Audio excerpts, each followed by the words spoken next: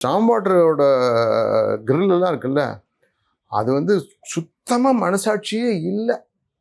துரோகம் துரோகம் அது. நான் உடஞ்சி போய் அதுக்கு மேலே ஜல்லி போட்டு மூடினதை நான் 1000 காப்பி போட்டேன். அண்டு அவசரமாக ஸ்டாம் வாட்டர் கட்டுறேன்னு சொல்லிட்டு நடு ரோட்டில் கட்டினதெல்லாம் நான் கட்டுவேன். உலகத்துல எந்த கண்ட்ரிலையும் அதாவது வி கால்டு மெட்ரோஸ் இது leading cities of India. 4 city தான் ஒரு காலத்தில் டிவிலே போடுவான். சென்னை, பம்பாய், கல்கட்டா, டெல்லின்னு. அப்படிப்பட்ட ஒரு சிட்டியில் நடு ரோட்டில் ஸ்டாம் வாட்டர் கட்டுற அன்பிலீவபிள். தாய்லாந்து மாதிரி country which is highly depending on tourist and other things. Every street has இது பம்பிங் ஸ்டேஷன்.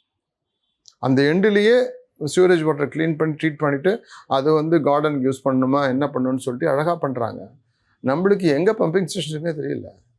எல்லாத்தையுமே ஒரு இடத்துக்கிட்ட போகும்போது இங்கே ஒன்றுமே வேண்டாம். எங்கெல்லாம் சிவரேஜ் வாட்டர் ஓவர்ஃப்ளோ ஆகுதுன்னு பார்த்தீங்கன்னா பக்கத்தில் ஒரு ஹோட்டல் இருக்கும்.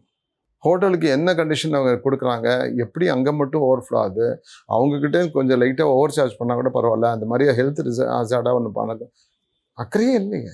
அது வந்து என்னை பொறுத்த வரைக்கும் இந்த அட்மினிஸ்ட்ரேஷன் சைடில் எஸ்பெஷலி படித்தவங்க தே ஆர் ஜஸ்ட்டு செக்கு மாடுன்னு வாங்கல, அந்த மாதிரி தான் வேலை செய்வாங்க. தப்பாக ரொம்ப ஊண்டிங்கான வார்த்தை.